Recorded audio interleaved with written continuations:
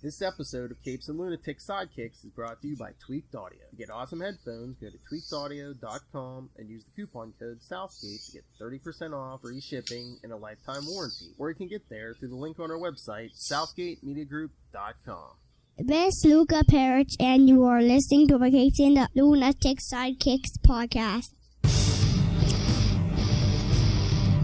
Hey, what about our Comic Capers podcast? Ugh, what about us? 2 weeks in a row, that's right. Because Lilith can't get enough Captain America. Welcome back to Comic Capers for the whole month of July. I am Phil, and as you heard that voice, you know Queen of the Armadillos is here. Hey y'all, it's Lil Hellfire. And we couldn't keep him away even if we tried. Mr. Marvel himself, D-Man's biggest fan. Sorry. Okay. Yes. Charlie the Professor Essa. We both went for the shaved head look eventually. Get rid of Newark, New Jersey, capital of professional wrestling. Get rid of your mohawk, did you? I've never done the mohawk. I've debated it several times. Why do I feel like it's coming? But no, well, it's a high maintenance hairdo, man. Yeah. First off, you can't give yourself a mohawk because you got to get that's a tight line you got to get. And then there's all the teasing up and a lot of product, and I'm not a product guy. I'm going to do what I want to do. I barely have time to put the stuff in my mustache every day. So, Whoa. Which I don't. I don't put it in every day. Most days I don't. And Go ahead, throw it in. That's why my mustache is a bit ratty, I'll be honest. Go ahead, throw it in. What am I going to do with you, Phil? I know. Oh, by the way, when you listen to Agents of S.H.I.E.L.D. this week, you will be very proud of Tristan being a good producer and just reminding me and Maz that we have spoken for a very long time about something that's I did listen to it at work today. Yes, I did hear that. I know that you guys were so off course, and Tristan's like, "This has nothing to do with Agents of S.H.I.E.L.D. Get back on track." Yeah, he was trying, man. He was trying. You got a mini Gelman. That's awesome. That's my dream. Just the F? That he should be that successful. All right, so yes, we're back for part 2 of our Captain America, U.S. Agent, Battlestar, D-Man, I don't know what it is, series for the month of July. This time we're covering Captain America 332. Yes, that Captain America 332 through 336. Oh, no, you're supposed to say, for me, it's the red, white, and ew month. Oh, female Kona, what am I going to do with you? Yeah. So yes, from August through December of 1987. Do you like dry legal procedurals? Then this is the comic for you. What, 332? Well, yeah, they get the whole thing well, about, yeah. They do point one. They go through the points. I know. All right. So, yes, we'll do a little different this week. I printed up synopses or synopsis, whatever, for each issue. So we'll go one at a time, and then we'll talk each issue out. So, yes, start with Captain America 332.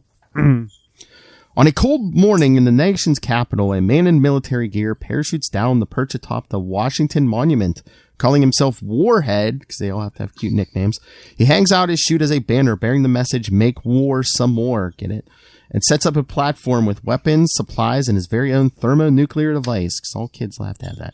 Also that morning, Captain America visits the Pentagon to pay a call on General Wexler to inform him that a U.S. military team is working with power broker Curtis Jackson to create a super soldier, and to warn him that Jackson is a villain who cannot be trusted.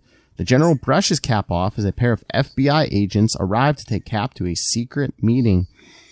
As Warhead fires a burst from an automatic weapon into the sky to let the gathering crowd know he is serious, Captain America is brought before the Commission on Superhuman Affairs. The group informs him that as Captain America was created and outfitted by the United States government and that Steve Rogers volunteered for the project and signed a contract, he is now expected to submit to the commission, which will assign and coordinate all of his activities. Realizing this would create a conflict with his ideals, Cap asked for 1 day to think it over, and the commission, surprised that he did not immediately agree, warns him that he could forfeit the position and the task be given to someone else.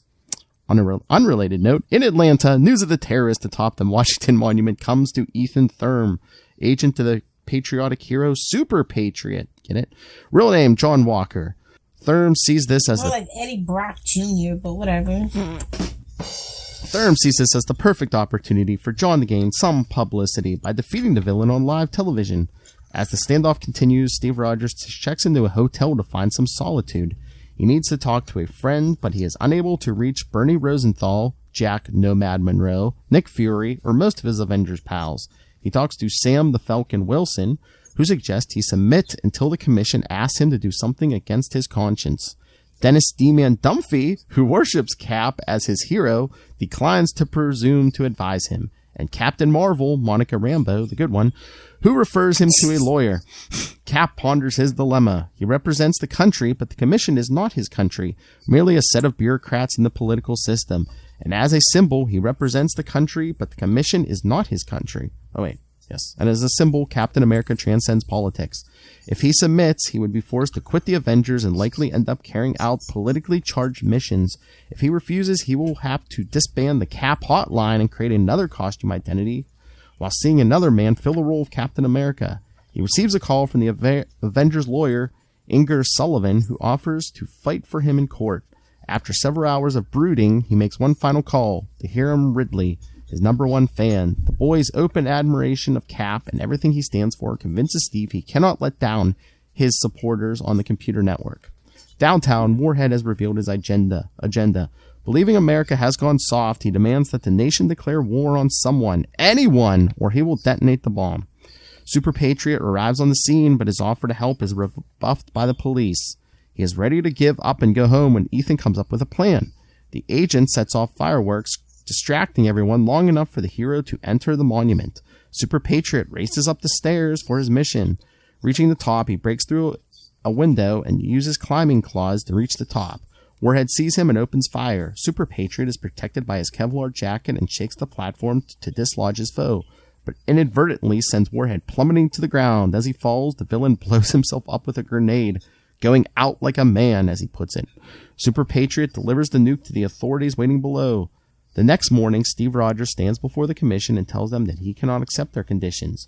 To serve the country your way, I would have to give up my personal freedom and place myself in a position where I might have to compromise my ideals to obey your orders. Captain America represents the American dream, and he would have to compromise that dream to be what they want him to be.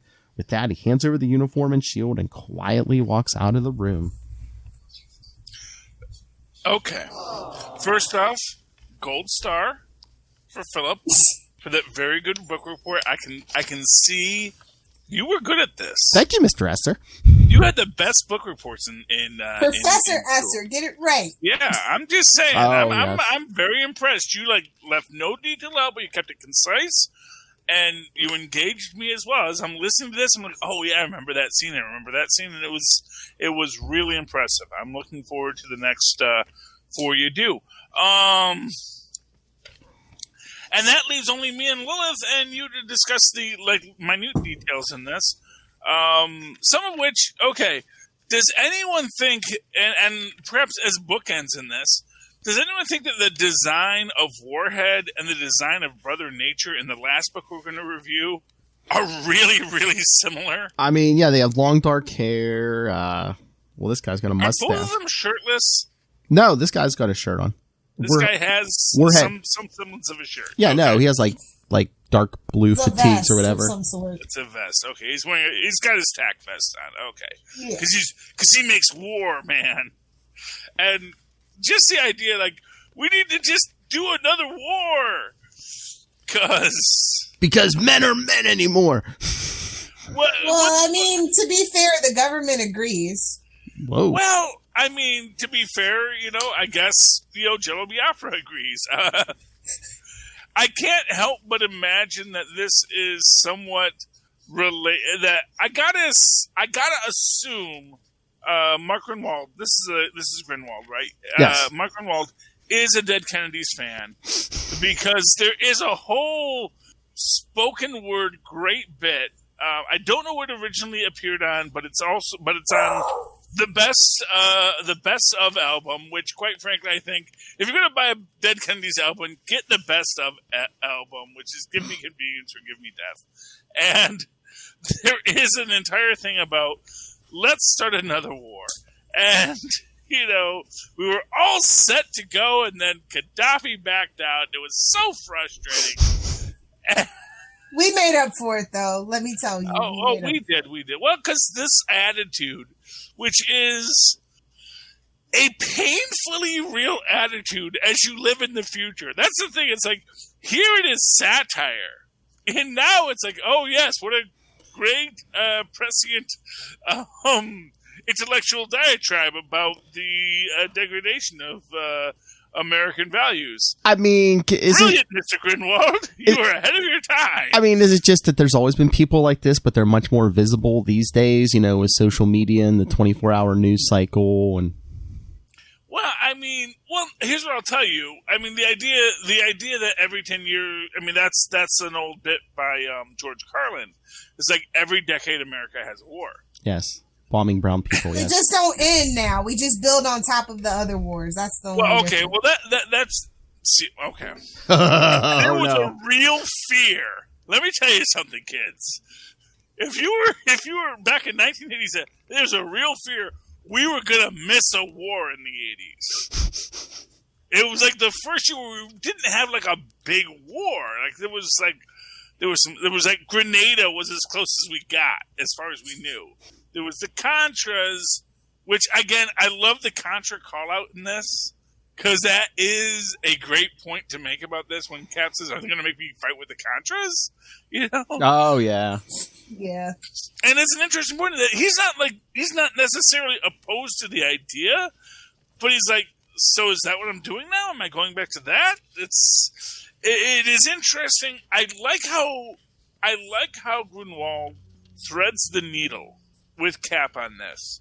Between being, you know, let's face it, a Joe Friday, by the book kind of cop who believes in the best in the situation, and, you know, trying to deal with the fact that maybe he doesn't feel that, you know, the world is going to fit him.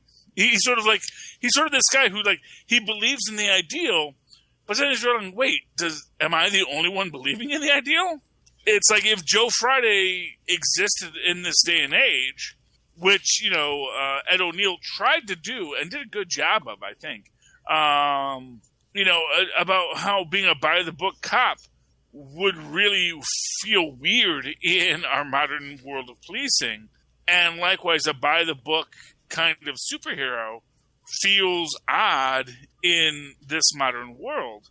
And I kind of wondered, did this come before, was it Kingdom Come that had all the super violent superheroes and like the people that were like, you know, didn't respect the Golden Age hero aesthetic? Yeah, this was way. Yeah, that was part of it. Yeah. Okay, Kingdom Come was the 90s. They were like so the legacies that thumb their nose down at the old timers. Yeah, and I'm sure it's not new. I'm sure Marvel's not the first person to do it, but they do it here, and that's sort of this idea. And I think that is it's an interesting way how Grunwald is expanding on that idea that then becomes kind of definitional for the entire arc of superhero comics as we go through this transitional point in history culturally where we are going from those 80s, which, as bad as they were, there was this real, like I said, you guys don't even understand. You guys don't even understand. This was a real thought. Are we done? Are we not doing wars anymore? The Berlin Wall falls? It's like, okay, are we done? And most of us were happy about it, but obviously there were some people that got very upset, like Warhead. Halliburton. Yeah, oh, brother, there goes my bread and butter, as Bugs Bunny once said. That's right. That was when the Terror beats up Nature Boy, because Bugs Bunny was in Nature Boy's entourage, and after he gets beaten up by the Terror, and Bugs Bunny realized there goes his meal ticket. So he got to cause problems when your meal ticket goes up. Yeah. So that is an interesting thing. And also, AIM, that's like one of these big questions for me in this.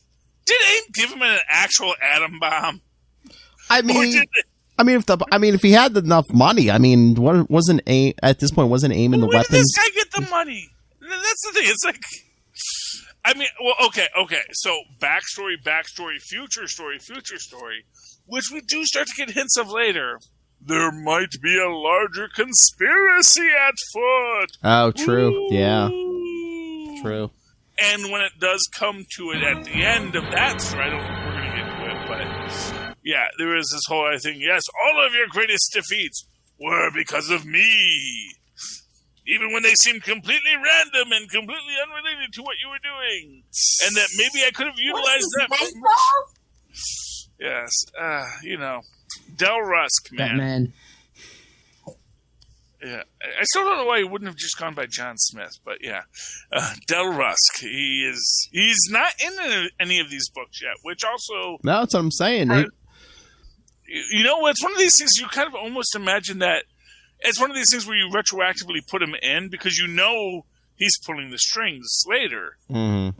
But it's like, oh. I don't know if Grunwald just thought of the Red Skull later or if he was just like, or just wanted to do wanted to make it seem at first like there was no big mastermind behind it. If this was just random chance. Yeah, but then, as we say a few episodes later, it seems really meant to, this is meant to really push all the buttons of Johnny, but we'll get to that later. Mr. Two-finger push-ups. This one. Yeah. I don't think that actually does anything for you. Look, my fingers can lift my own weight, which is, okay, I guess. Well, if you're a rock climber, that might help you. I think you use all your fingers as a rock climber, though, Lilith. But it might, might work on your balance, maybe? Yeah, maybe. But really, that's what one-arm push-ups are supposed to do. Yeah. Well, he's super strong. He's super strong. That's where it's shown. He's so strong he can lift his whole weight with 2 fingers. I'm always more impressed when here's what I'll say. It would be more impressive if he wasn't doing push-ups, but he was doing finger-ups, where you just you bend your finger and then push yourself back up with your finger, like that, or and then you can switch fingers, and that helps you as a rock climber.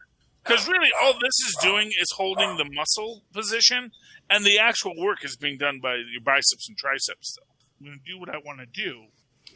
I'm just saying, the muscle group you're working there is not necessarily enhanced by the fact that you're doing it with one finger. Yes, it's really just sort of a way That's to show what she off. Said. Oh, hey. I'm going to tell you this. I'm sorry, we have company. I apologize, Philip. I'm just going to say, if you got one finger that knows what it's doing, that's a good thing. Prerequisite. Nobody tell Rob. Nobody tell Rob. I'm just saying, Go ahead, throw it in. Anyway, but yeah, so I found it interesting that this is one of these great stories that is totally destroyed by modern technology. Because you realize that if Cap had a cell phone, he would. Seinfeld? I'm just saying, it's like that would have he doesn't turn on the TV, doesn't turn on the radio, doesn't do anything. At no point, he called Sam Wilson. At no point did Sam Wilson say, "Hey, you in DC? There's that guy on the Washington Monument right now. Maybe you should go do that. Maybe clear your head, go beat up a bad guy. Maybe it'll make your head feel better, I mean, Nick Fury was out of the office. Maybe he was on... Oh, no, the receptionist said he was out of the country. I thought I was going to say maybe he was on his way, but no. Yeah, well, but also... You don't really want to turn the TV on when Kathy Harmon's on. She's not really, that ace reporter you want to look forward to. Yeah, but what I will say is that it's it's interesting that Cap is just completely oblivious to anything, because he could actually, because back in 1987, you could theoretically be completely separated from the world. It's like you could go into a room and, with a phone, because there's a phone and the TV there, but, you don't have the TV on. Because obviously this is going to interrupt broadcast TV, and that's all you had back then. I mean, in Steve's defense, he's making one of the most important decisions of his life, though, too. Yeah, but sometimes you got to let the back brain work. That's all I'm going to say. That's true. You got a big decision to say, turn on the radio. Steve, come on. It's Steve. He has those broody moments. Let him Yeah. Well, he's brooding, and it helps the story. Because if he had it, like, oh, well, I guess I should go deal with that. So he'd go deal with that and say, you know what? I should still be Captain America. I got to keep on fighting. I can't. Because, let's face it, Super Patriot has to fly from freaking Atlanta to Washington, D.C., And to be fair, that's not that long of a flight, to be fair. No, but you have to get on the plane. You have to get on the plane. Yeah, and how long is that in the air? I mean, you're in the air at least an hour or two, aren't you? Yeah, it's like an hour and some change. It's probably shorter to drive. That's what I'm going to say. No, it takes an hour to get out of Atlanta. But I mean, I know what Charlie's saying. But you got to be out of Atlanta to get to the airport anyway. That's all I'm saying. But I know what Charlie's saying. Steve could probably almost sprint over there. Exactly. He's in D.C. He's at a little, Best Western. Because it wasn't a flop house. It was, but it was meant to be a Motel 6 kind of thing. Probably on the rough side of town. Might have been paying by that. It was a roadway in. Hashtag change my mind. Also, it's bad when your guilty floating head is yourself. It's not even Uncle Ben. But it's yourself. Well, we're going to get into some weird stuff with some floaty head flashbacks in the next issue, I think. But, yeah. No, I was going to say... I thought the sequential buildup was great, though, and I absolutely loved the last page, the last panel, end of an era, 8/12. I like it. I like the buildup. It makes sense. Just him folding up that suit and putting it in the shield and just leaving it all there. Oh, yeah. Hey, and it's just black, and it's just... Yeah. It's the classic scene. You want my gun and my badge? Here's my gun and my badge. I'm done. Cap is done. Captain America, no more forever. Yeah, sure. I mean, it was the 80s. You could still get away with, you could still shock people and they're like, oh, is he coming back? And I mean, was Captain America really the household name that like Spider-Man or Superman or Batman was? I mean, were people just... He's always had his fans. He's always been a core part. Yeah, but how long was Wally West the Flash? Oh, like, 20 years long, right? Yeah, so it's like, it's not like it's and people still clamored for Barry, so, Which is sad in its own way. But, and it just shows you that it doesn't matter how popular you are, it's like freaking Hal Jordan. But we gave him gray sideburns. We really showed he was old and decrepit and should not be a superhero anymore. Like, nope. We want him back. Can't have the black man being a superhero, please. And, by the way, can I just say, I need to go back and read Cap 165, because there's clearly a black Captain America in it. And I'm like, wait, what now? No, I don't. One of the scenes, when he thinks of, I had to think of someone else being Captain America. And you actually see this flashback to a black guy dressed as Captain America running into a scene, and Cap's sort of like, what? I think that was his imagination. No, that the editors knows when he was talking about being D-Man or Nomad. Yeah, which I don't even think was 165. I think it was more like 175. But yeah. He was talking about the whole Nomad thing. Oh, well, yeah, I know. Well, though in Nomad, other people did take up the thing. But it just... That would have been so much more interesting had he not gone back to the Captain America. I'm just saying. Some people's mantles do get passed on, and, the next character that they take up becomes even greater than what they had, and I think they maybe should have done that with Steve Rogers. Maybe. Well, I mean... They're doing it in the movies. I mean, just the way they portray it, John Walker's not the man for the job. I mean, unless... Steve had kept that black costume and they just retired. Nobody's going to be Aragon, okay? What? There's only one Aragon. I get it. Well, I'm just saying if they had just retired the concept of Captain America and he just kept that black suit. I don't think that you could have, especially in that particular time, though. Oh, yeah, in the 80s, yeah. I I think Steve Rogers deserves so much better than Captain America. That's all that I'm saying. That's what I said. I'd be happy if he kept that black suit. Oh yeah, I mean, it's everybody looks better in a black suit. That's all that I can say. Spider-Man. And although it's funny. I wonder if Jack Monroe hadn't been Nomad at that time, he might have just said, "Well, I'll just be Nomad again." Oh yeah. And just took on Nomad, and then he could have just continued as Nomad. I think that would have been easier to make a TV transition as well too. It just kind of reads better, and it's not as dated as Captain America, Truth, Justice, American Way kind of vibe. Yeah. All right. Any final thoughts on that issue before we move to the next one? It's my favorite out of the batch. What, the 332? Mm-hmm.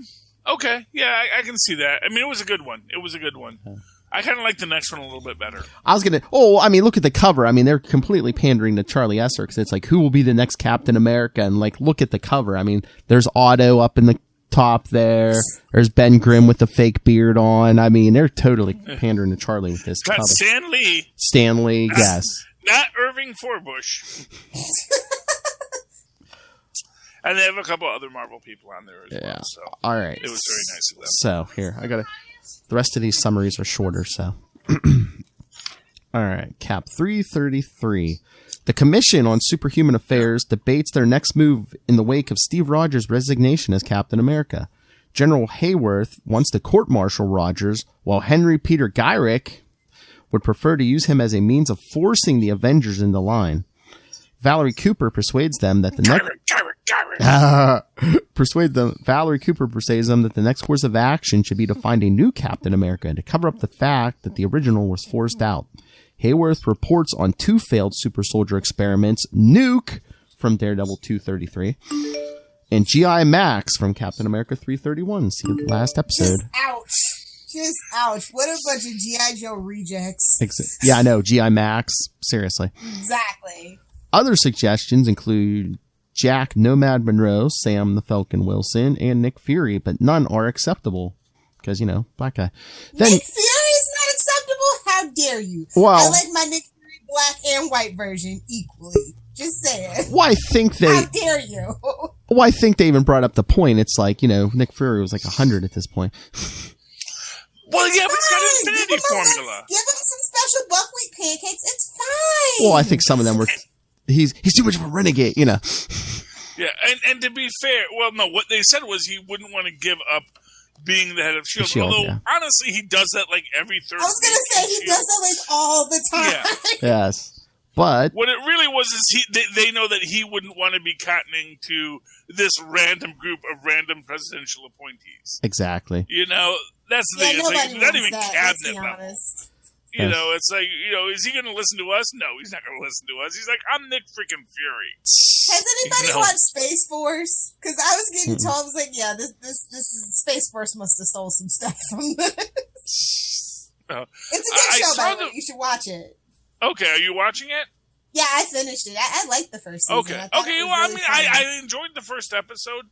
There's so much to watch, Lilith. And, there are old Star Treks I have to watch, too, True, touche. When in doubt, watch Star Trek. I don't care which one it is. Watch Star Trek. I mean, when you talk about, what to watch, there's a constantly expansive library of good things to watch. And well, for me, I have a very specific genre that I'd rather spend my free time watching, so it kind of keeps fair enough. Hey, but yeah. Hey, kids in the back. I'm trying to do my book report, okay?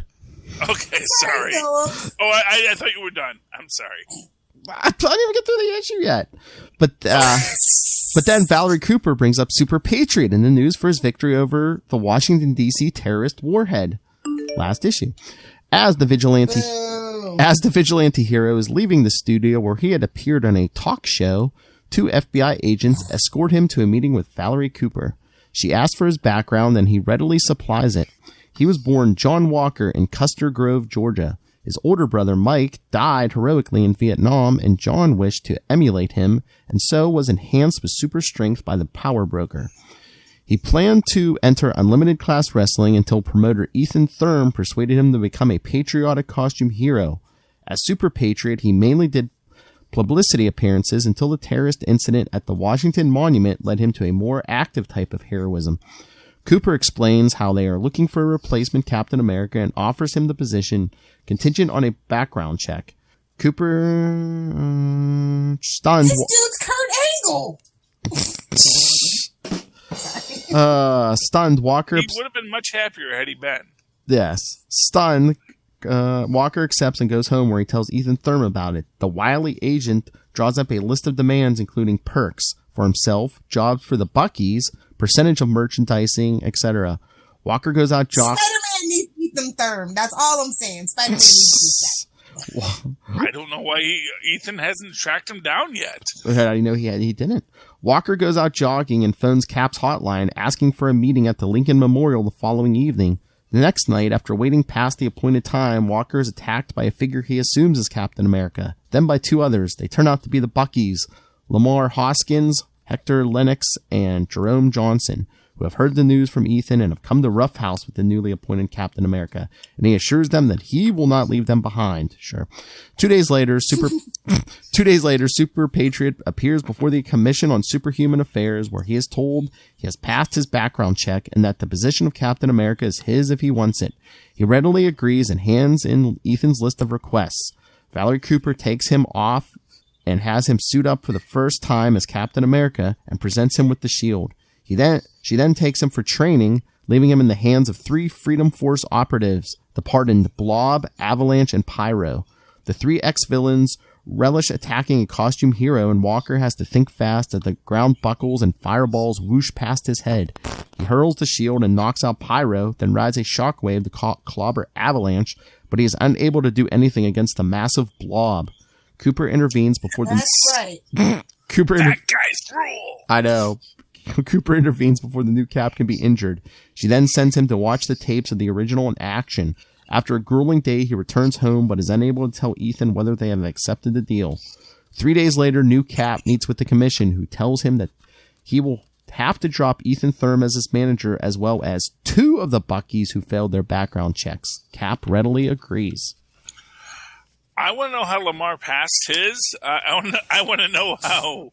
I want to know how John passed his. Do you think they weren't looking that they have deep? just been committing hate crimes 2 issues ago? Yeah, but they weren't arrested. To do you think hate crimes weren't as big a deal back then, Charlie? And they didn't get arrested. And they didn't get arrested for that. Do you think maybe the other 2 had some kind of criminal records for something, and Lamar had just never been arrested? Definitely. I just think that if this commission was that concerned about these, well, and again, this goes to the idea that there's a conspiracy. Pull the strings. Yeah. Okay. Here is my biggest gripe about this issue. John Walker's flashback. When he says, "Oh, I grew up in Custer Grove, Georgia. You know, my family were farmers, yada, yada, yada." Clearly, when you see the image of his family in the back, there's a cop in that background that is never explained. Who is this cop that was just, hey, I'm the cop. Wait, you mean... And I'm a part of the family. You mean that panel right there? Yeah. Is that supposed to be his brother who went to Vietnam? Is it? Because I think there's a dad who looks nothing like the dad we see later. But yeah, I think that cop looks like freaking. I think it's supposed to be a military uniform, but that clearly isn't. I mean, that's an older brother who's like in his 40s. He's an Uncle Ben or Aunt May. Leave it alone. Okay. So that's, and I was like, is that supposed to be the older brother? But look at him. You're going to tell me that doesn't look like that's the older brother. That's the reason the parents got married at 18. Okay. And then they were just very careful and then had 2 change of life babies at the very end. Exactly. It happens. It can happen. It's motivation. He wanted to be like the brother who died again, right? It's like wah wah wah wah. 3rd time's a charm. Okay, so that's that. Yeah, that's that. Uncle Ben is way older than his little brother, kind of thing. Okay. Yes. Okay, that makes kids more sense. From rickets in between. Okay, Charlie. Well, Oh, did you? He never mentioned. John Walker didn't mention those. So okay. So that is that problem solved. But I don't know. I just don't think that guy looks like a soldier because that looks like a really old guy. I'm just saying. Look at the picture of him. He looks like he could have aged like milk. It happens. Oh, it really looks like. I'm trying to remember the actor's name who played. Not Arnold, but Al. Al on Happy Days. He also actually played a cop on The Odd Couple. It looks a lot like that character actor, whose name I'm blanking on. But yeah, it's. I mean, we've had this discussion before. These guys who look old before their time. Well, being eternally youthful like myself, I can't identify. I mean, again, shave my head just to make myself look my appropriate age. And I mean, again, too, they lived on a farm. I mean, the guy could have been out in the sun for 18 hours a day his whole life. Okay, yeah. I mean, back in 8, But the mom doesn't look that old. That's the thing. It's like the mom. Well, that's a thing too. Well, okay, fair enough. Well, and in defense too, I mean, those are like his floating heads of guilt. So that could just be how he pictures them in his mind too. Yeah. Why does he make his brother so old and fat? That's all I'm He secretly hated him. That's all. He secretly hated him. Well, he does kind of send him on a life of peeling potatoes. Or the age difference was so big, he might have just been like, man, my brother was old. Yeah, that could be it too, yeah. Anyway, so, moving right along. I mean, the dude taking a couple shots to the head from Captain America's shield. Come on. Yes, this is true too. But, do you know what else makes this issue special? If you read the next issue blurb in 332, this was the first issue ever where there was no Steve Rogers in any way, shape, or form. Oh, well, there you go. Because even in those Nomad issues, like the 2 or 3 issues when he's trying to decide to be Nomad, he at least would show up for a couple pages and be like, what could I be now that I'm not Captain America? Yeah. And for what it's worth, I like the legal questions that they're asking. Like, well, can we censor? Can we do this? What's to stop him from making a knockoff Captain America shield and a knockoff Captain America suit? Which, for those who remember, Clayton Moore used to tour as the original Lone Ranger, not in costume. After they said he could no longer wear the costume, which I kind of think is kind of the inspiration of this entire arc, is when Clayton Moore had a whole fight with the owners of the Lone Ranger character about whether or not he could still be the Lone Ranger. Mm-hmm. This was back when studios really hated. This was back in the "they didn't even ask me" period, if you remember, where they said we do not want anything to do with anything we ever did prior to this moment. That was garbage. We're making good stories now with the Lone Ranger and Batman. We don't want any of your garbage stuff in our films. Garbage? So, and all those films failed horribly. So, well, except for Batman, which did very well for itself. So. Oh, but as a big X-Men fan, Lilith, what did you think of Freedom Force? Yeah, it was a thing that happened. Yeah. I was not impressed. I'm like even Mystique couldn't be bothered to show up. Well, honestly, that's not her gameplay. I guess. And the fact of the matter is, it ended the way it should have, which is the tank just says, you're not as big of a tank as you think you are. You're going up against Hulks. I actually, honestly, it's like if they ever did the movie version of this, I would really like the Blob to sort of call him over to the table and say, look, I understand. We're all freaks here, and I understand what you're going through. And let me just tell you, you have to understand, you're not going to be fighting 80-year-old guys with super soldier serum. You're going to be fighting Hulks and dragons and monsters that you can't even imagine. So if I went a little hard on you, I'm sorry, but you have to understand. I'm the joke in the supervillain community as far as superpowers go, and I own you. So you should probably be a better superhero if you want to wear that costume. Because I got to give the fat guy a redemptive arc. Ample Americans are very poorly represented in film today. So that's all I'm going to say. No, it won't be all I'm going to say because there's 2 more issues to review after this. Well, 3 more. But yeah, 3 more. Yeah. So any other thoughts on this one before we jump to the next one? I like the action sequences the best. What, the training? They're very comical, but also like informative. As Charlie was explaining about how he got owned by the Blob of all people. Well, you know, I like that juxtaposition. I do. Yeah. He's very Eddie Brock, you know, he just comes barreling through and, you know, you need a little bit more finesse than that. Yep. Did we get his drill instructor in this one yet? Or no, I think that's next issue, yeah. Next issue. Oh, also, there is like a real problem with, to the point where I'm starting to think, does Ethan have like some kind of weird mutant power where whether or not he is super fat or just, you know, kind of wearing a suit changes every episode? Yeah. When you see Ethan as he's coming out of the talk show, actually that was last episode, when he comes out of the talk show and Ethan is clearly a very rotund man. But then they sort of slim him down in other things. And I get the feeling like whoever the artist was, he was having a hard time figuring out the physics of putting a guy who was supposed to be a fat agent character into all the scenes he was drawing next to the big buff guys. Maybe. Although I think volume is volume, so I think, you know, they take up the same space.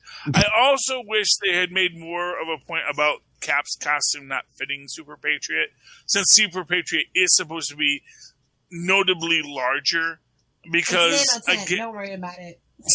Well, it's not nanotech. That's actually like unstable molecules. Well, no, it can't because it's the 1940s suit he wore. That's the thing. Cap is still wearing the same chainmail armor. Yeah. You know, the same hydrocarbon armor designed by Howard Stark. Now we're going to assume, you know, that he wore. But I guess it also just has a lot of give. Which actually is useful if you have something that is supposed to stop bullets and other things. Having give is actually a lot more important than you think because it disperses the force of the weapon. So I guess it works. I don't know. I guess maybe I just headcaned it, but I thought it was like they gave him it looked the same, but they made one in his size. Yeah. Well, no. The later ones are, and there actually gets called out in the letter pages later. Yeah. Where they make the point that, because you'll see in a few later episodes when I was reading much more regular, that, you know, John Walker's costume keeps getting torn. Yeah, oh yeah. Whereas Cap's costume never really got torn. And they actually explain it in the letters page that, yeah, that was a duplicate costume. It didn't really, you know, it wasn't made of the same materials. We've gotten them into a better costume now where we've reduplicated the materials. Because there's also a letter page, because I actually remember the letter pages more than the books. There's also another article writing letter where someone makes a point. He's like, I like the fact that you don't just draw him the exact same way. That it's clearly that this is a different person in the Captain America suit. I don't think you get that as much here, but I think later on you do. Oh yeah, especially when the two of them are standing. His posturing, though, the way that they draw him standing and stuff is definitely a little bit different. It's subtle, but it's there. Yeah. But there is a physical size difference between the two people. So. Oh, yeah, especially when you see them standing next to each other, yeah. Yeah. All right, we ready for the next one? Sure. Let's do it. Cap 334 is, if you didn't know who they approved of, the new Captain America and Bucky are on the cover. And they look so evil on that cover. I mean, it's really telegraphing this idea that these are not the good guys. Yeah, they look very aggressive. Yeah. All right, so 334. John Walker, the new Captain America, watches tapes of the original in action and wonders if he'll ever master his expert moves. The head of the Commission on Superhuman Affairs and General Hayworth meet with Valerie Cooper about his progress. She explains that he has the ability and the attitude, but no one to instruct him in the finer points of combat. The Commissioner has someone and has her carry on. Cooper then receives a call from Ethan Thurm on her private number. The new Cap heads for training and runs into the Lamar Hoskins, outfitted as the new Bucky on his way to school. In the training room, Cap is surrounded by dummies which pop up from behind barricades and fire rubber bullets at him. He's able to dodge and fling the shield, but ends up destroying all his playmates. In the cafeteria afterwards, he and Bucky are ridiculed by the Blob, Pyro, and Avalanche. It gets worse when Valerie Cooper comes in and chews Cap out for giving her private number to Ethan Thurm, who is harassing her. John did not give the number to Ethan, figuring he found it while snooping through John's papers. Later, Cap and Bucky spar with a team of soldiers wearing guardsman armor, their first experience with powered foes. They don't do very well, but it is still better than their trainer expected.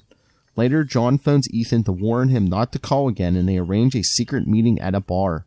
That night, an angry Ethan threatens to reveal the new Cap's identity to the press unless he gets $1 million payoff, and John nearly assaults him. But the more reasonable Lamar talks sense into him. On their way back to the base, Lamar suggests beating Ethan up, but John nixes the plan as they would have to go through their buddies Jerome and Hector. The next day, John tells Lamar he was right. They will have to handle the Ethan problem themselves because that's what Captain America would do. In training, Cap is introduced to his new teacher, the Taskmaster.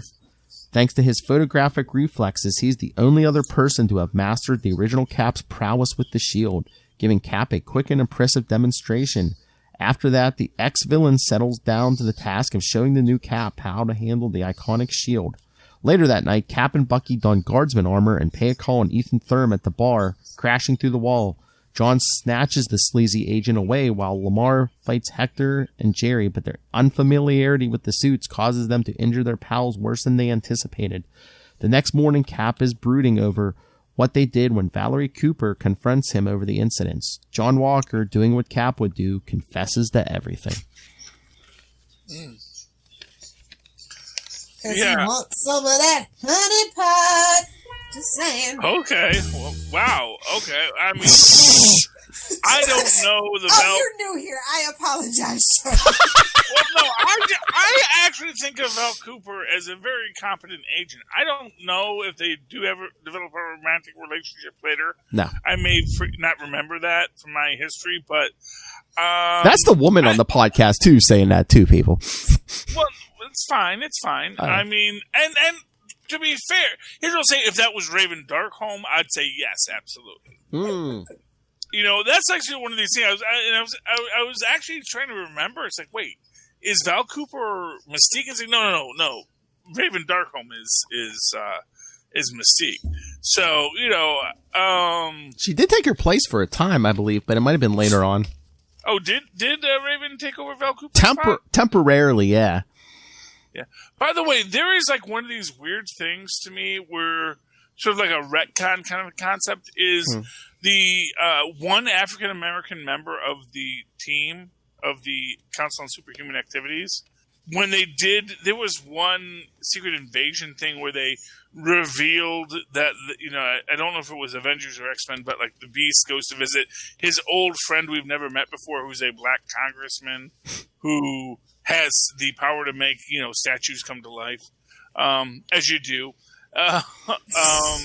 you know, to fight off secret invasions and whatnot. And I was just thinking, man, that would have been a cool retcon if they had actually made this guy here be that guy. But, you know, that's just a thing, and that's not what happened. So, just a little disappointment for me. But yeah, I don't understand the entire put on the guardsman uniforms, because first off, they were wearing guardsman uniforms. They were wearing these crazy green Iron Man outfits. Honestly, that should have just bounced him out of the program.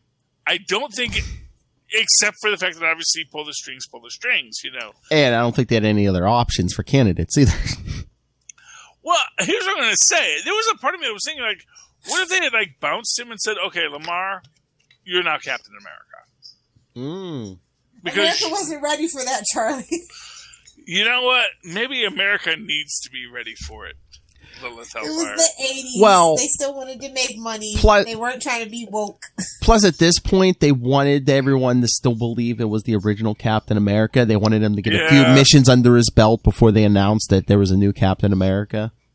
Yeah, I mean, I understand the idea. I just, like, I am so... First off, again, this idea that just there's never any security I know. Don't you think there would be like some kind of get past the front door? Everything just okay, open it. No, you hired ex-villains that could, backslide. Well, for sure, no security. I mean, I'm sure they have access to the base, but it's like, don't you think those armors would have some kind of security code or something? Well, just the fact that just laying around.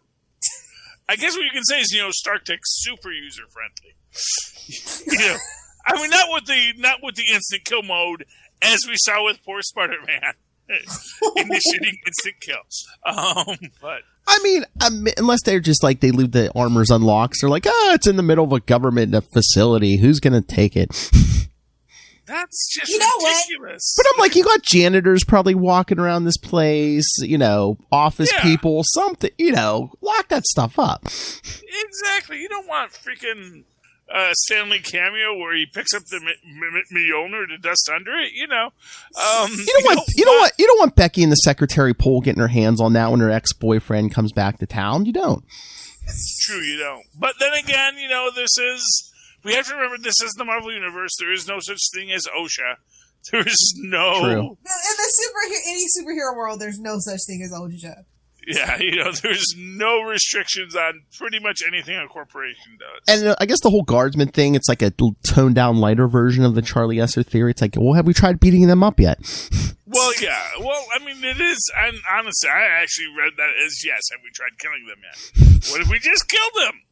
Nah, they're buddies. Let's just beat them up. Handled the situation. Say, well, we don't want to kill the other two guys. Ethan, we'll snap his neck like it's made of pretzel. But, Hector and Jerome, these are our buddies, Well, not so much their buddies, because... They'll help us bury the bodies. They'll help us bury the bodies. Well, they really got them fired. Those who remember later episodes. Oh, that joke will come back in a few weeks. Like, wait, is this sort of it was kind of like, is this the false memory he has of how he dealt with the Jerome and Hector problem? No, or was that later, the Jerome and Hector problem? Yes, it's towards the end of John's run, but yeah. Well, no, I didn't know if that was like a reveal, like that he did that. When they reveal, I know when they reveal what happened to Jerome and Hector. Oh, yeah. It's a reveal to John Walker, and it was a reveal to me reading it. Yeah. But I don't know if that was a reveal, like, that it was actually shown in comic before then. Oh, yeah, we're going to get, we're going to get there, yeah. Issue 347, yeah, that happens. It happens scarily. Oh, look. Okay. Yeah. Oh, look who's on our Facebook. Ray. On Facebook. Hi, Ray. Hoping Lilith is enjoying the Cap issues. She picked him. No. Let's spread that rumor. Yeah. No, you have said repeatedly, I thought we should do Captain America because it's July now that it is. Yeah, Lilith. No. I just went along with it because Phil picks out everything. Oh, sure. That is just, if I jumped off, get called out. if I jumped off her, I'm gonna tell you, if 80s Cap was drawn like Chris Evans, y'all might have hooked me back in the day. I don't know. All I know is I'm here, and I was told you wanted us to do these in July. Now, if you're going to say that Phil was the one who said, hey, Lilith, we should do Captain America, because it's July. He didn't say we should. He said, we're doing it. Get on board. I don't know. Maybe I'm Mandela-ing it from 2 weeks ago. I love how Lilith always paints it like I force her, but meanwhile I'm like, hey, what do you want to, hey, what do you want to do next? Oh, I don't care, you pick. You can pick it. It's always, you pick it, and then she's like, oh, he makes me, and it's like, well, yeah, because you may, It's a thing. It's like the Regis and Kelly thing. Knows this shit jokes. You know that. If you have any issues, I'm flexible in the schedule. That's how we're getting I got Shocktober. That's how we got Shocktober coming up on Spider-Cast. Yes. Because exactly. I'm totally good with it. One of the pieces of art even says, because Lilith demanded it. like this old comic book covers, because you demanded it. It's like, because Lilith demanded it. Well, who demanded this for Cap? Cap just deserves so much better. Like, I'm just sorry. I'm just saying, there's like 100 years of Cap. I gotta think Lilith was influential in this. I'm here late. I'm not going to deny that. Now they're not going to get rid of me. I'm going to be honest with you. As long as they do Marvel books, because I don't have Marvel Unlimited, so they're going to have a hard time losing me. But shut up, Ray. I'm just saying. Look, just tell him Batman. Lilith picked Archie. Yeah, see, and there's no. Hey, Ray, There's no Ray, I thought Archie Unlimited. Ray, I thought you were on my side. What the F? Lilith, is there an Archie Unlimited? Not that I'm aware of, but like I said, you can tweet the Archie account, and they might go, "Ooh, that's a good idea." Okay. Sounds like a plan, Jan. I know I'm going to spend $10 a month for Archie Unlimited, but I'd like to do like $5 a month Archie Unlimited, which is Ray. It just could be like old issues. That's fine. I'll do old classic Archies. Ray wants a Oh man, give me some 40s Archies. I would love that. Ray wants a profile on Turner D Century. That's a job for Matt Kona. Okay, well, first off, what do I look like? okay, first off, Trinity Sentry is a Spider-Man villain. That's a Spider-Woman villain, pretty much. Yeah. Well, I mean, he first appears, if I recall correctly, in the All right. in Marvel Team Up with Dominic Fortune Ooh. and Spider-Man, because I own that book. I love that book, which is the first appearance of modern day Dominic Fortune, which is old Dominic Fortune. I don't know if Dominic Fortune from the 30s had been premiered prior to that. Wait, I love doing this. Charlie, you're wrong. First appearance, Spider-Woman 33. Oh, okay, so shows what I know. Oh, his second appearance was Marvel Team Up 120. Yes, there we go. Okay. Close, but no cigar. And then Probably, he appeared in Captain America when Scourge blew all those villains away in the bar. yeah, well, Trinity Sentry was a lousy villain. But he didn't die because he comes back later. Well, I believe he's brought back, was it Pandemonium? Because, whose book did he show up in not too long ago, Charlie Esser? What Superior book did he make a reappearance in? Was he in Superior? Yeah, he was in Superior Spider-Man. Yeah, because didn't Pandemonium or someone bring him back? Yeah. Yeah. Anyway, Trinity Sentry, who is a weird villain. He's a Twilight Zone episode made into a villain. What if things were like they were back in the... Somebody get Kona on the phone. Tell him that's his homework. Oh, well, if once Kona watches this and reads it, I'm sure I'm going to message back. I'll do it. But I would love to talk about Dominic Fortune. I think that's also actually the first appearance of Frogman, but I'm not 100% certain on that either. The younger Frogman, not the original, like Steve Frogman, but like his son takes his costume and jumps around and does a bad job. But yeah, Dominic Fortune was awesome in that. I just reminded me because I was like, oh, hey, look, and Skeletor's in this issue. I mean, Taskmaster. But Lilith, did you hear Ray's reading Masters of the Universe? I wonder who got him on that. Yay! I'm proud of you, buddy. Can I say this about Taskmaster? He is a really good teacher in this. Well, yeah. You never see him actually taking the time with that one-on-one tutoring. Now, granted, the only other time we see him doing this is with the Avengers Academy, and literally when where he's just standing there saying "jump" and do things, and literally Boulder, best character in the Marvel Universe, never gets used, calls him out. It's like, so you never learned how to do any of this stuff. So how does that make you a good teacher?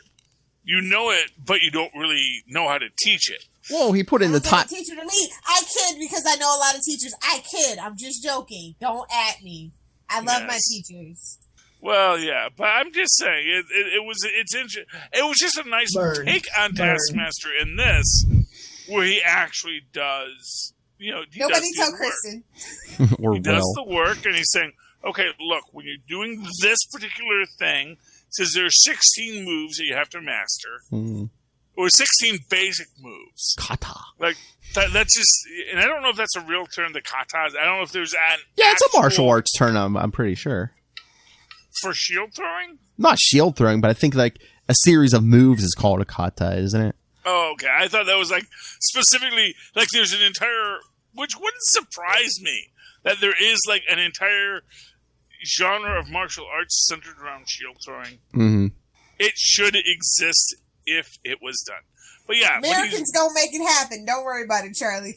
He is a very good teacher in this, and I really appreciate it. Well, yeah, didn't they say if he trained them the right way, they were going to knock time off his sentence too?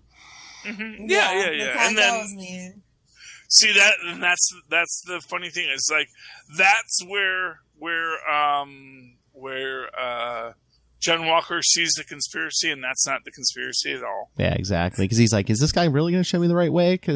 But, Taskmaster, it's like, hey, instead of planning a jailbreak, all they got to do is teach this hick how to throw like an 80-year-old man. And Well,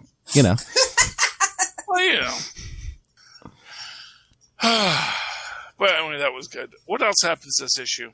It's basically I just... like the bar fight, obviously, because y'all know who I am, so... yes. It makes me wonder about, like, Lilith the design armor of construction in this universe. Like, is it it's meant shoddy. to... Well, exactly. That's what I'm thinking. Is it meant to be breakaway because, look, someone's going to smash through the wall eventually. A superhero's gonna come tumbling through, yes. And so... It'll last for a while. It may get weathered, but I think you're in a better spot to replace it with the cheap stuff. Because the cheap stuff, yes, it's going to crumble when someone falls through, but someone's going to fall through it every couple of weeks. So it's like, if you build like the big brick facade, they're going to tumble through that too. But, that's going to be a lot more work to replace. So anything else on this one? Nope. All right, so we'll get to Cap 335, where you talk about that last cover. He looks evil in this one. Oh, yeah. Although this one, well, he is evil in this one, and it's like, oh, but I'm evil too. Should I be fighting the evil guys who I agree with? Which is like, this is not a moral conundrum you should be having, John Walker. Exactly. And this is, oh, gosh, John Walker. Yeah, poor Bucky doesn't get a shield. That's not fair. Well, I think that's why they eventually give him a shield, because they like say it like so many times in these books that like, gee, it'd be nice if I had a shield too. Hint, hint. Plus the name was problematic. Yeah. Oh, I mean, I guess so. And again, it's like you kind of want to make them more partners, more equals. It's like Bucky was like a sidekick, and it's like, meanwhile, Lamar's bigger than John. It's like you're going to dress him up like a teenage kid. Which is why I think that there might have been this like weird thing when John Walker goes, there's a what if there. If they just said, you know what, let's make John Walker Captain America. Let's just F it. Let's get totally woke. It's sliding time. It's 2020 already. Let's make Lamar Hoskins Captain America. I could see that universe. Write it, Charlie Esser. I will eventually, someday, whenever I get around to writing again. But yeah, this is one where we go to Custer Grove, correct? Yes. So Cap 335.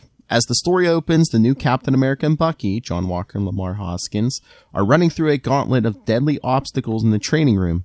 When they are finished, the entire Commission on Superhuman Affairs greets them with the news that they are ready for their first field assignment. Walker takes an oath to uphold the laws of the nation and to obey the directives of the Commission. After the heroes have gone, the Commission head informs Val Cooper that she will oversee their continuing training from then on, and that their field activities will be coordinated by Adrian Samish. So much for being woke. That night, a right-wing survivalist group called the Watchdogs, based in the American Southeast, burns a pornographic bookstore and shoots down the owner when he tries to defend his property. Soon after... Get him! They burned down a pornographic store! Get him! Soon after, Captain America and Bucky are given their first assignment to infiltrate the Watchdogs and shut them down. The new Cap's... I don't know if they're going to let Bucky in. I'm just saying. Well, they don't. No. The new Cap's... Although he does become part of the ceremony. He does get to be part of the ceremony, Lilith, so yes. The new Cap's first unspoken... No small parts, only small actors. The new Cap's first unspoken concern is that he agrees with many of the group's socially conservative views, though not with their criminal methods. His second concern, also unspoken, is that the Watchdogs have been active near his hometown of Custer's Grove, Georgia, and he fears being recognized for having to turn in a friend. Wait. do you think those two facts might be somehow related? That, gee, these guys believe in everything I believe in, and they're right in my hometown? Goodness. Homegrown militia boys. Have I been totally mistaken about the neighbors and friends I grew up with? You're brilliant, Captain Hindsight. We know. I know. The next... This issue wouldn't fly in 2020. Oh, no. I know. Oh, I think this would be great satire in 2020. Oh, no, the people don't get satire in 2020 is my point. Yes. Well, you know. The next day, John Walker arrives in his hometown and visits the local barber shop where he expresses various right-wing views to see the reaction from the barber, Harold. A few days later, John and Lamar spring their plan to find their quarry. Lamar poses as a pornographer, interviewing candidates for a Playboy-style spread on Chicks of the South. During the session, John bursts in and picks a fight with him for corrupting the local women, including a high school girlfriend of John's. The two stage a battle, which gets them locked in jail, with Harold posting bail on behalf of the Watchdogs. John's actions have convinced them that he would be right for their organization, and he is invited to an initiation ceremony. They are disturbed that he is pledging allegiance to a group whose morals stands he believes in, but has also been assigned to fight. He dons the costume, ready to join that night's mission to burn down a library that carries objectionable books. As they are about to head out, the leader calls for their prisoner to be brought out, a drugged Lamar. They plan to have a couple of the Watchdogs lynch him while the rest are at the library. John is torn between carrying out his mission and rescuing his pal, and chooses to go with the group. On the way to the library, John sneaks off and returns as Captain America, defeating the vigilantes and holding them for the police. He then rushes back to the camp to find that Lamar has survived the lynching thanks to his augmented muscles and beaten his captors. Heading back to the base, Cap suspects that the whole mission was set up as a test by the Commission and begins to wonder if the original Cap quit because he couldn't trust them. Dun, dun, dun. Do you think? You know, it just goes to prove that he might not be a good undercover cop. That's all. That's what we learned here today. Well, it goes to prove that he just wasn't good at his job. Yeah. Well, no. Yes. Obviously. No. He's going to tell you, Lamar was way too cool about the whole almost lynching thing. Yeah. That's how you know white people wrote this. Just saying. Partially was that supposed to show that he trusts Lamar? Because Lamar's just as strong as he is. Yeah, but no. I mean, first off, John Walker's coolness with the whole lynching thing is a whole other bag of Well, he wasn't like, oh yeah, he can take care of himself. Wasn't he like, oh, what do I do? Do I stay and try to save him, or do I carry out the mission? Well, he can't but at the same, here's what I'm going to say. I don't think anyone at that group right then wasn't going to be at the burning. So if he went and said, you know what, F y'all, and beat them all up right there and said, yeah, they were going to lynch him. I think that's actually a crime. I think. What the F? Maybe burning down a library is a bigger crime than lynching in Custer Grove. Well, Although it is Georgia. It is Georgia. I'm not convinced it is. I think those might all be tickets in Georgia, at least Custer Grove. No, and unless this was just like such casualness about everything. I'm just like, yeah. Well, to be fair, in a couple episodes here, the Watchdogs try to lynch John later, so yeah. Yeah. So maybe that was a feather in our unfortunate cap. I don't know. Cap. Well, here's what I will say about the concept is that as we're looking at it, it's like they definitely weren't trying to branch out for fandom. That's what I gather. Here's what I'll say. I think that the idea of the hyper racist but functional South was a trope in the 80s. I'm guessing it's the truth. Okay. Well, no, but the functionality of it. That we're like, yep, that's just oh, they tried to lynch me. Good thing I had those super augmented muscles. No hard feelings, brother. Yeah, I don't know. I'm much less. I'm glad I didn't read this book. This is like the fun of having your books delivered by Lawson's, where you just go to the convenience store to find the books you want to read, and Whether they're not there or not each month, that's a complete That's the crapshoot. mystery. Oh, so that's half the fun. It's like a grab bag. But so I've read issues before this. I've read issues after this. Did not read this issue, and I'm kind of glad I didn't, because I'd like to think, in my 1987 mind, that I, as a young man who was 12 at the time, because that was the year before I graduated junior high, I would have said, this guy is not appropriate for Captain America. Doesn't freaking believe in evolution. Well, He's debating, gee, should I let my friend get lynched? well, I mean, spoilers, that was the whole plot, Yeah. that this guy was supposed to tarnish the... Like I said, his name is Eddie Brock Jr. Hashtag deal with it. Yeah, he likes to work out. Yeah, he's got the Got The blonde hair. haircut. About as much common sense. probably talks to himself. And he eventually there's a got what run if. with a symbiote. No, there's a what if. What? That's how he got his leg back, was a symbiote. For those who don't remember. For those who don't remember that issue of Dark Avengers. Oh, yeah. Or was that Dark Thunderbolts? I forget which one it was, but yeah. Got his leg back with a symbiote. Hey, it could be worse. If So this, yeah, this issue is very uncomfortable, and I'm not. It's the '80s. I don't want to give it a pass, but I also don't want to roast the hell out of these people. So let's just move on. all right. It was an issue. It happened. Let's move on. They get better. Yes, because the final issue of this episode, Cap 336, we finally find out what happened to Steve Rogers. Whatever happened to Steve Rogers, the well, man of He grew a yesterday? beard. It's the search. He's Charlie Esser. He grew a beard. In a diner in Washington State, a televised news report recounts the adventures of Captain America battling the right-wing vigilante watchdogs in the South. Then moves on to the story of the manhunt for a local eco-terrorist known as Brother Nature. Get it? The diner the brother patrons the diner patrons, workers in the sabotage timber industry, prepare to form a posse to hunt down and again lynch the villain. But Steve Rogers, bearded and incognito since resigning as Captain America, intervenes to talk them out of it. The mob turns ugly, leading Steve to clobber a couple of them and leave with a warning. Steve takes off in his van, meditating on the events leading up to his momentous decision and how he broke the news to girlfriend Bernie Rosenthal. Poor Bernie. She told him to fight the... I love how did you hear the feedback from last episode, Lilith? Yeah, I did. Where Kona said Steve's obviously a Bernie bro. Exactly. She told Think alike. She told him to fight the court order with all of his resources, but he was reluctant to act the part of victim or oppose his own government. His pals Falcon, Nomad, and D-Man also had advice for fighting back, but he took off for 8 weeks to think matters over while traveling around the country.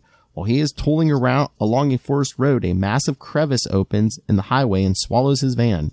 Meanwhile, Can we just talk about how apropos this is? Because van life is so huge right now. It's been kind of trending for 3 years, so it just kind of made me giggle. I was like, this would be they should put this back on the shelves for a minute. It might pick up some steam. They're like, a superhero living out of a van? Yes, that's my guy. Down by the river? Ta-Nehisi Coates, are you listening? Meanwhile, in the suburbs of Los Angeles, Nomad and Vagabond arrive at D-Man's house. Falcon arrives soon after, and D-Man, who has been monitoring Cap's hotline, explains why he called them together. The real Cap hasn't been heard from in months and thinks they should try to find him. Up north, Steve rides his motorcycle out of the pit and wonders what caused the earth to split open like that. He is found by Brother Nature, the wanted eco-terrorist, a shaggy-haired, bare-chested young man. He explains that his mission is to save the trees and orders Steve and his motorcycle out of the area. The ex-Cap is determined to stop him, but Brother Nature calls up a heavy wind to blow Steve away. The hero pursues and finds him is attacked by charging deer and another earth tremor. The villain, amazed by Steve's athletic prowess, panics and sends crashing trees, birds, a bear, and lightning to stop him. Finally, no, not a bear.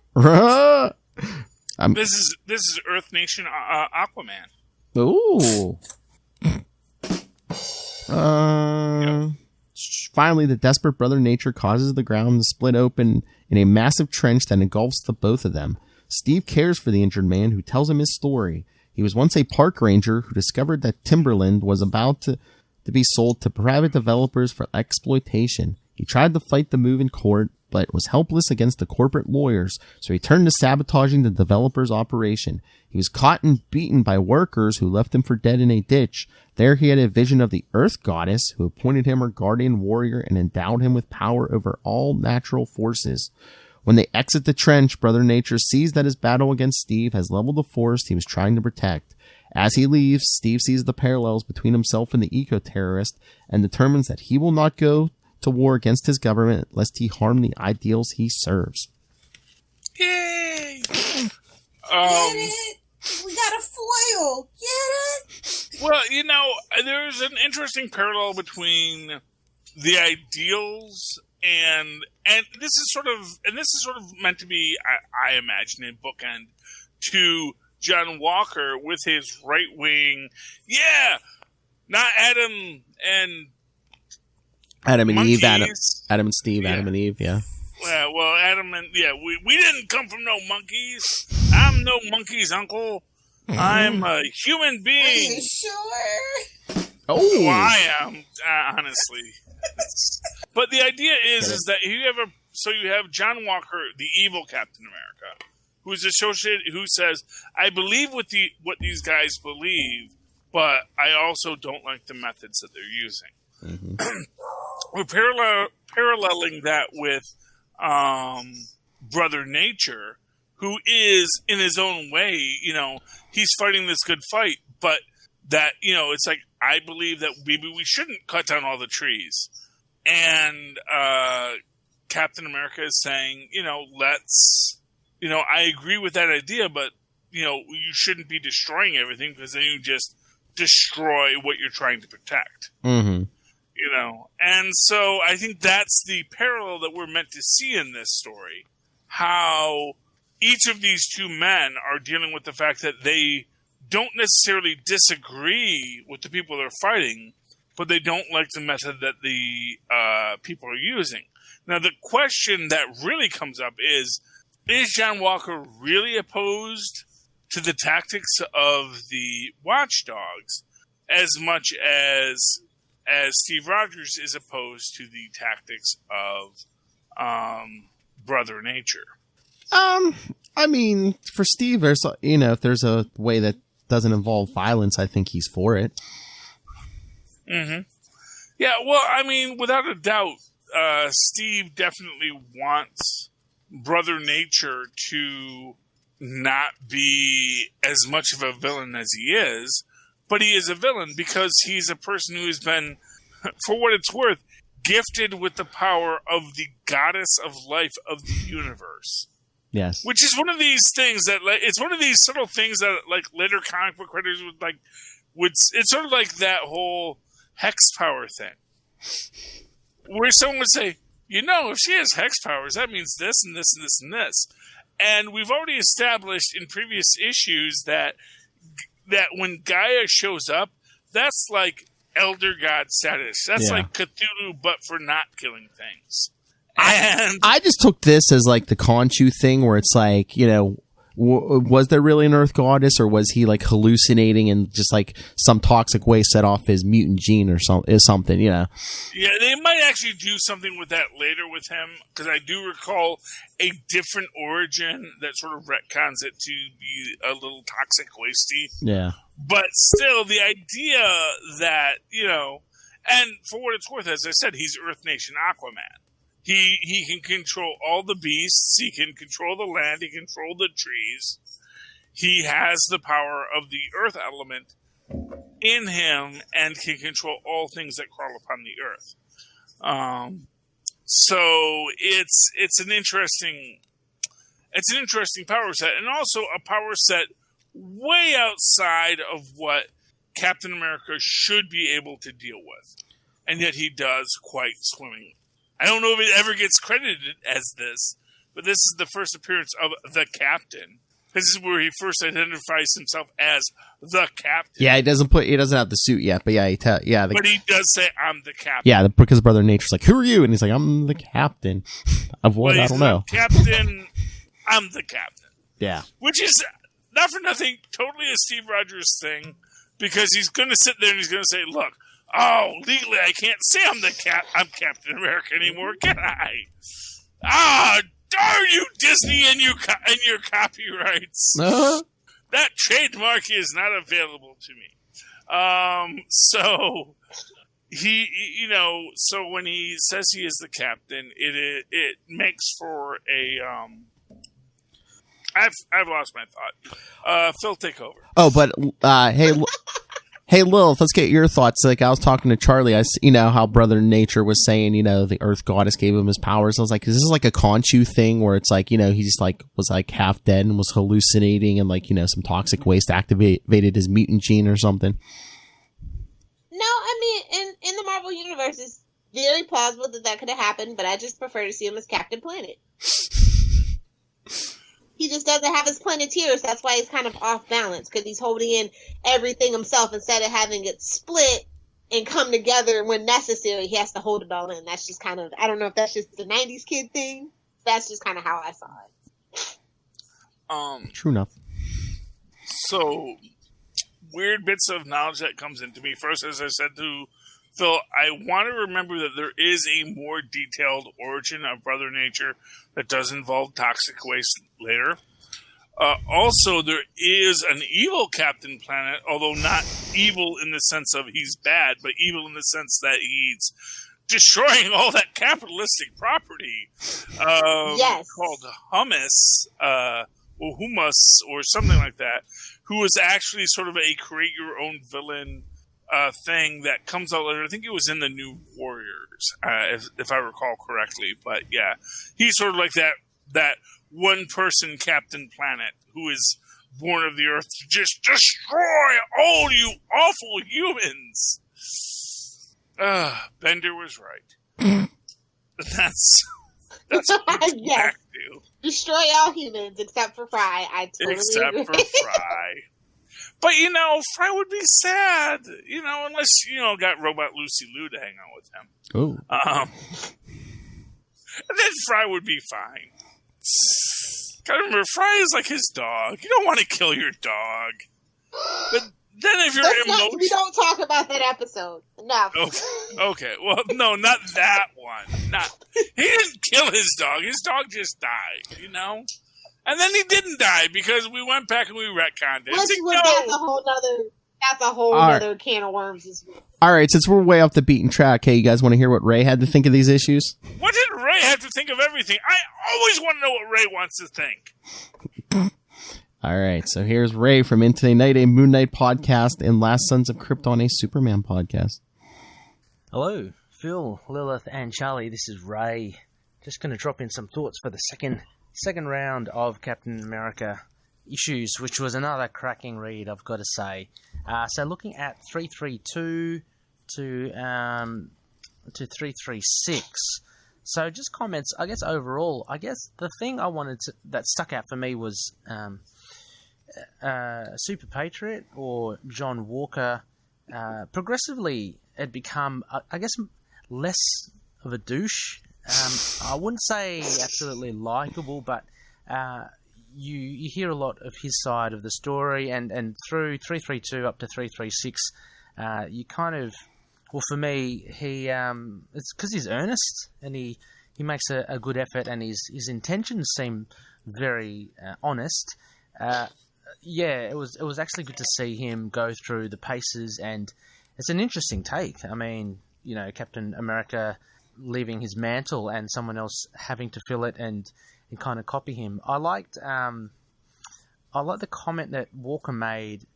He kind of gains a bit more respect for Captain America's fighting ability. I mean, when they fought in the previous issues or so, he was pretty much just slagging him off as old and over it, and not as strong, not as fast, that sort of stuff.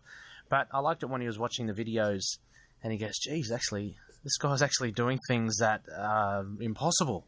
In particular, the shield throwing and all that. So I like those aspects. I like seeing him train, and he having his own, is it Lamar, his own Bucky. That was pretty cool. Sorry, I'm just trying to look now because I don't want to get the guy's name wrong. Well, let's just call him Bucky then. No, I shall be a bit more Lamar. It is Lamar. Oh, that's a good guess. Anyway, so they were pretty cool. It's really, really nice to see that they were gelling together, and through the training rooms they were working well together. I like the appearance of Taskmaster and how he's kind of made a deal with the government to help out superheroes, although he trains villains. So that was pretty cool, and him teaching John Walker about Captain America's fighting style and spending hours and hours and months and months on or hours on one move, and that's just like one of many. So you get a sense of how accomplished Steve Rogers actually is. I've just got the covers here in front of me, so I'm just kind of flicking through and recalling something in my mind. In 335, the big fight against the Watchdogs, I thought that was pretty cool. And then I liked how you get a sense of the difference between John Walker and Captain America. I mean, John Walker and Lamar, they do something which they really shouldn't. Am I getting that right? It might have been 334. I'm not too sure, but I may have got that wrong. Anyway, when they were dressing up as guardsmen, that's all I was saying, and they decided to, to chase down some guys dressed as guardsmen. So a little underhanded, and I think he even mentions, would Captain America do this? Would he be as deceiving in his tactics? But anyway, the Watchdogs one was pretty vicious, actually. I mean, when that adult bookstore owner gets shot, it's kind of no senses there, isn't it? He gets kind of shot in the head, and you see a whole pool of blood and everything. And the Watchdogs are pretty vicious. And in that issue 335, what I found really good was the parallels between John Walker and the Watchdogs. How he kept on saying, well, their beliefs ring exactly the same ring true to exactly the same that my beliefs. So I like that in his internal struggle with having to actually to fight them, and even more so since they're in his local area, having to fight some of his local his friends. The guy that he meets up first ends up being one of the Watchdogs. Also quite confronting and quite shocking was the lynching of Lamar and Bucky. Thank God he's got augmented neck muscles, but that was I was generally worried as well. Like as John Walker didn't know whether he was able to get out of that or he'd been drugged. So will he actually, asphyxiate from being hung? So that was a nice bit of tension there. Finally, in 336, I just want to get to that one with Brother Nature and looking at Steve Rogers. I think it's about time because he'd been missing for a while. Steve. So, for about 4 or 5 issues, but it seemed like a while since he kind of hung up the shield, and so it was good to see him a little dishevelled as he would be, but still holding true. And I find very intriguing Brother Nature. Actually, I have a feeling he was used. Phil, you may be able to verify. If he was used again in the Uncanny Avengers, I have a feeling there was someone that had like Mother Nature powers there in one of the early arcs, more kind of tree-like. But Brother Nature's pretty awesome, actually. I mean, he can conjure up thunder and rain and wind and earthquakes, and has an intimate connection with Gaia, Mother Earth. So he's pretty damn powerful. So anyway, that was fun. It was kind of cool to see D-Man, Falcon, and Nomad kind of together, but the big takeaway from me was seeing the adventures of Steve Rogers, it's exciting times ahead. I'm just looking 337 onwards.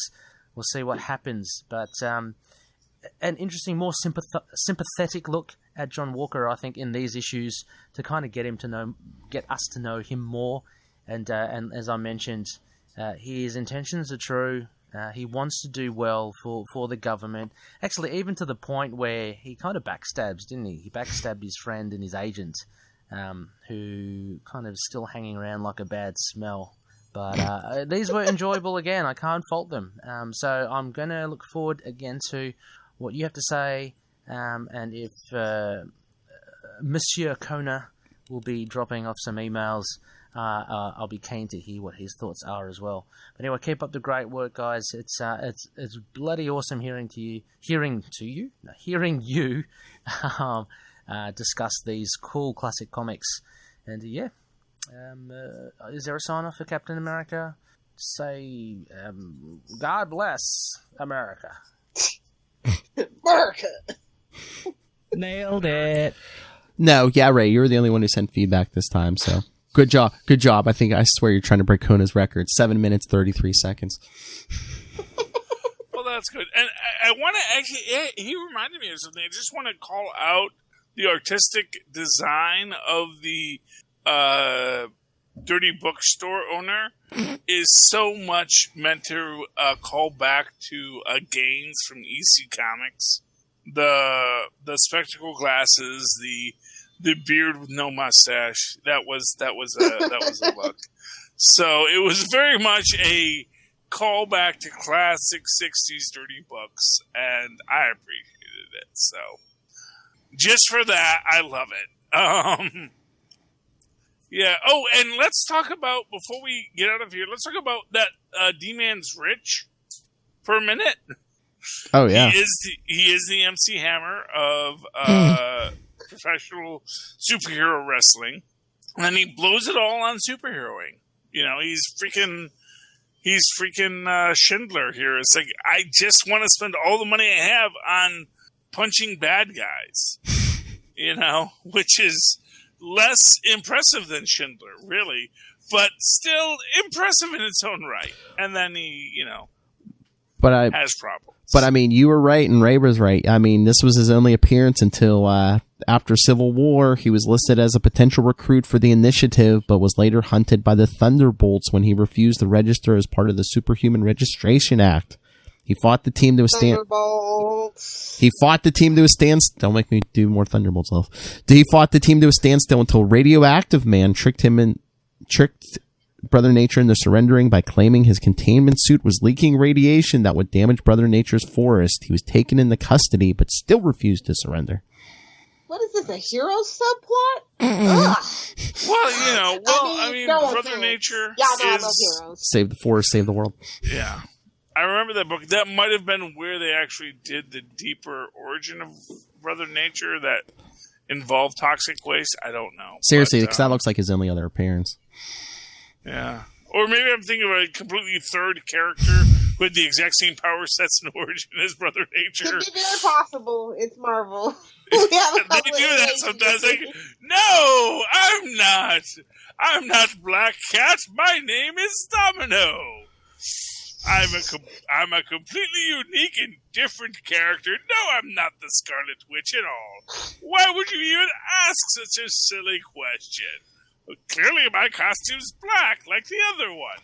But I'm not that one. And Brother Nature can control, the earth and the weather? So, taking a job away from a hardworking... Brother Nature's pretty awesome. Taking a job away from a hardworking black woman. Storm.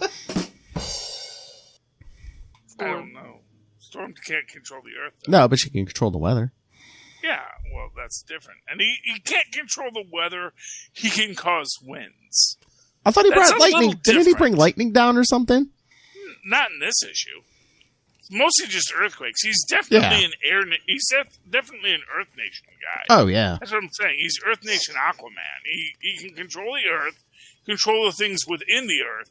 He can't. I don't really. The only thing they said he caused winds. So honestly, he may not have even caused the winds. The winds may have just showed up. So is this a coincidence that a bolt of lightning tries to hit Steve Rogers? Could be. I'm going to say it could be. I'm just going to say if you can control the weather, you can usually control where the lightning goes. Just going to say that. I think this run is it's good, but it has its low points, and its low points bring that average down for me. Yeah. I will say I did speed read this issue, so maybe I missed the lightning bolt. Pickle. I'm not a fickle pickle. I like what I like and I hate what I hate. Oh, we know. Yeah. But, I mean, it's a good issue, you know? Mm-hmm. Oh, by the way, I want to talk about Nomad clearly being unstable in this issue. No kidding. Totally jealous of freaking D-Man. And totally like, why do you like that he's rich? Do you want to be rich, Vagabond? Do you want to be with D-Man now? We're going to get this. Dude. We're going to get this We're going to get this in the next couple episodes because, like, he's completely jealous of D-Man and Vagabond, but then meanwhile, any chance he gets, he's, like, checking out other women and stuff. And yeah, Jack Monroe has the 80s. Everybody was a lech. Well, and plus he was from the 50s. And plus he was from the 50s, too, so he's like a 50s chauvinist, I guess. Extra lech.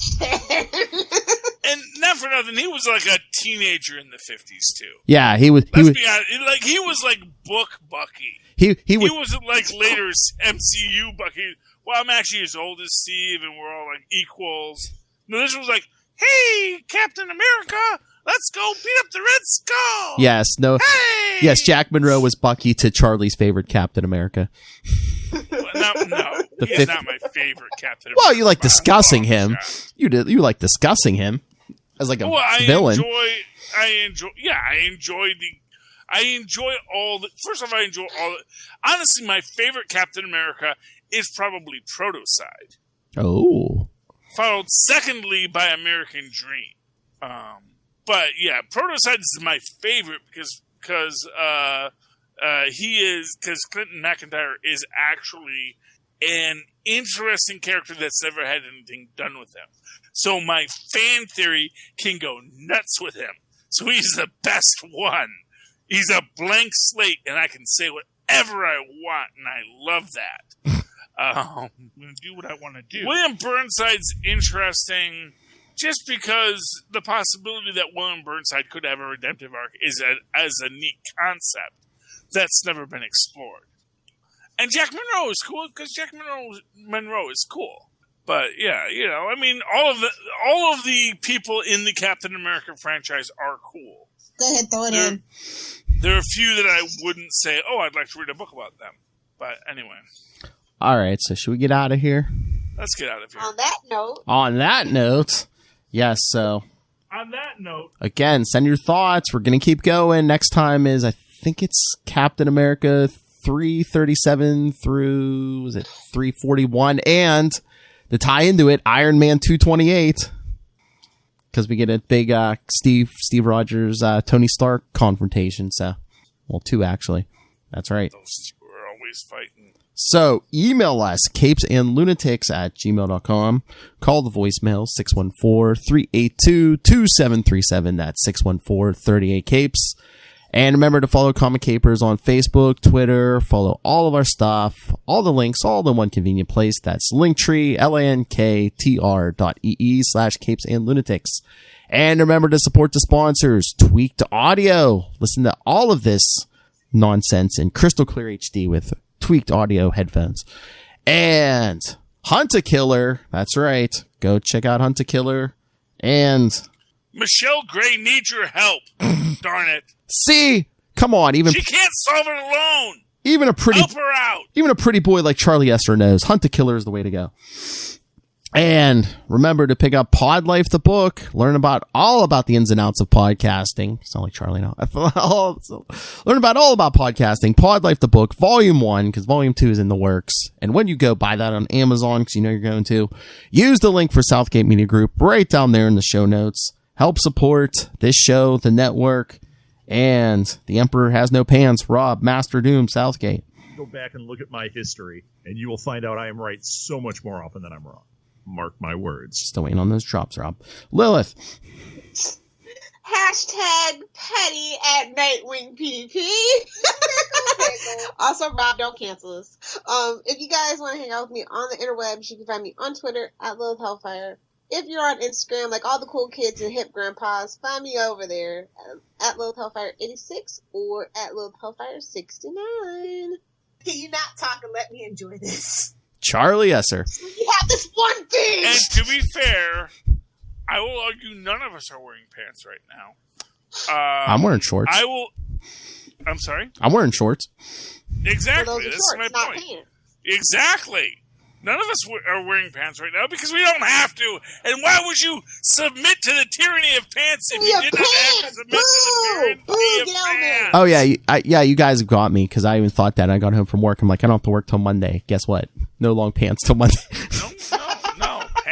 Pants are the enemy. The tyranny of pants. It is a must. Pants are a pain. But that said, hey, guys, if you'd like to write to me about the tyranny of pants, and maybe how you submit to the tyranny of pants willingly, write to me in that old-fashioned email way that our Mazda boss once said at superconnectivityblog@gmail.com. That's superconnectivityblog, all one word, @gmail.com. Of course, follow me on the Twitters, because you know what I'd like to live tweet is that Agents of S.H.I.E.L.D. show.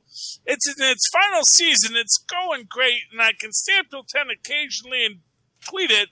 I may fall asleep at 10:30, but there's still good content to follow, and you can then tweet your thoughts, and I can see them and say, that was a good thought, man. I liked that thought. Thank you. At Charlie Esser, that's CharlieEsser. Look for the 2 E's in the middle. For quality. Bing. Thank you, Maz. And Buzz. Again, thank you for joining us. Come back next week for more Captain America. Are you as hyped as Lilith? Let us know. Because it's July. Get it? Talk about petty. It's all in denial, saying this wasn't her idea. I'm sorry. I know. See? This was Phil's idea to be all TC. Like, why don't we do more Nightwing? Exactly. Don't let Lil fool you people. She loves the Steve Rogers. Ray has your... You guys should listen to Nightwing News. It's awesome. Yes, thank you. I listen for Christy, not Phil. What the heck?